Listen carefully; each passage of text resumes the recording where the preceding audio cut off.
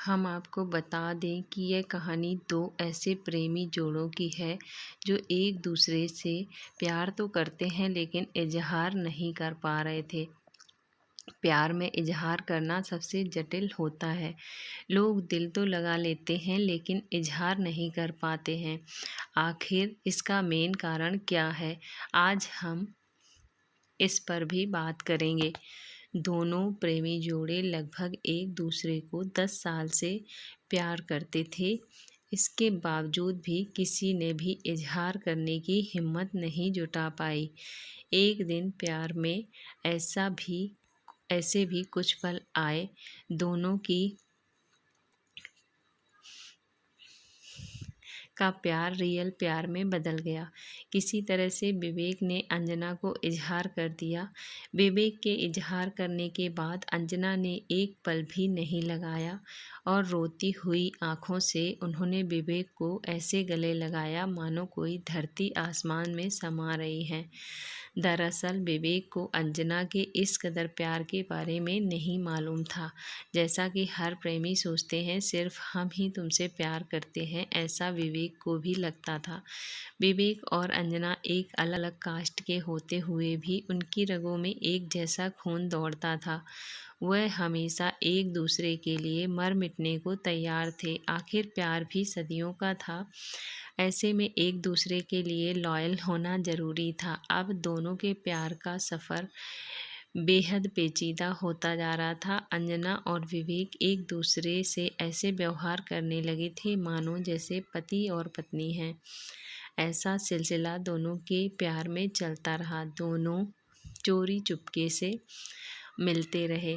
जैसे सबकी love story में एक विलन की एंट्री होती है और तहस नहस कर देता है, वैसे ही अंजना और विवेक की लव स्टोरी में अंजना का भाई नमन की एंट्री होती है।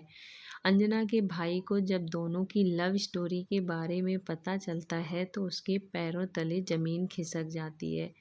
आखिर अंजना एक ऐसे लड़के को कैसे पसंद कर सकती है जो बेहद गरीब है और उसकी कास्ट से बिल्कुल अलग है।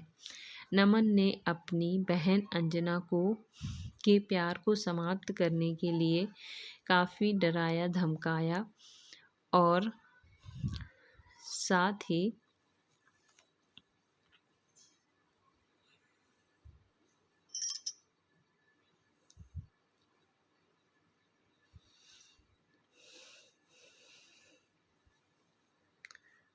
समझाया भी। लेकिन जनाबे इश्क है, इश्क में कहाँ किसी की बातें समझ में आती हैं। अगर कुछ समझ में आता है तो वह प्यार की बातें। इश्क में लोग भगवान को भी नहीं सुनते हैं। नमन तो उसका भाई था। अंजना ने अपने घर वालों की एक भी बात नहीं सुनी और विवेक से अपनी लव स्टोरी का सिलसिला जारी रखा। जब घरवाले समझा बुझाकर थक गए तो अंजना को गांव से शहर बुआ के यहाँ भेज दिया गया ताकि दोनों का मिलना जुलना बंद हो सके। अंजना और विवेक एक दूसरे से अलग हो जाएं। इतना प्रयास के बावजूद भी दोनों की लव स्टोरी में कोई भी फ़र्क नहीं पड़ा। दोनों का प्यार और भी गहरा होता गया। दोनों की लव स्टोरी में काफ़ी उतार चढ़ाव आने के बाद भी प्यार में कोई कमी नहीं आई। आखिर दोनों की परेशानियां बढ़ती गई लेकिन साथ ही साथ प्यार भी बढ़ता रहा।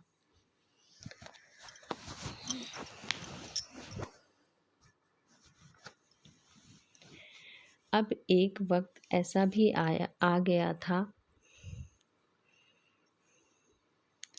अब एक वक्त ऐसा भी आया था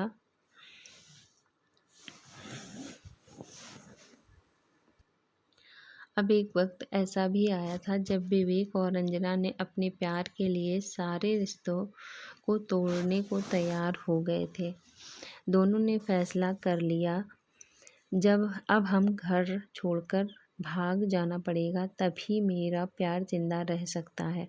आखिर हर प्रेमी के साथ एक ऐसा वक्त ज़रूर आता है जब वह अपने प्यार के लिए सब कुछ छोड़ने को तैयार हो जाता है।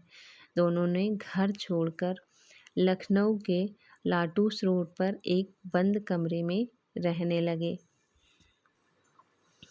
यहाँ विवेक और अंजना के घर में दोनों भाग जाने की खबर सुनकर काफ़ी अफरा तफरी मच गई थी। विवेक के घर वालों पर पुलिस कार्रवाई भी हुई और उसमें अंजना को अगवा करने का आरोप भी लगाया गया, जिससे विवेक के घर वालों को काफ़ी परेशानी का सामना करना पड़ा।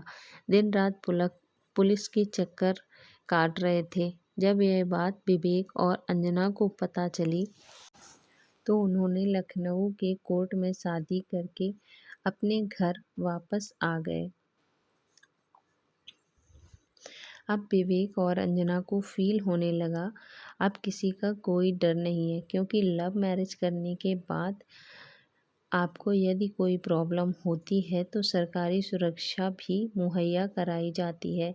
लेकिन कौन जानता था इतना सब कुछ होने के बावजूद दोनों की लव स्टोरी में ऐसा मोड़ आएगा। शादी के 15 दिन बीते हुए थे कि विवेक की हत्या कर दी गई। अब अंजना क्या कर सकती थी? इसके बावजूद भी उसने विवेक के घर पर रहने का फैसला किया।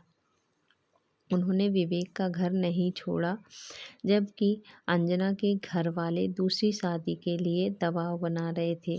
अब अंजना को लगा उसकी शादी फिक्स होने वाली है, तो उन्होंने भी आत्महत्या कर ली। अपनी स्टोरी का द एंड कर दिया।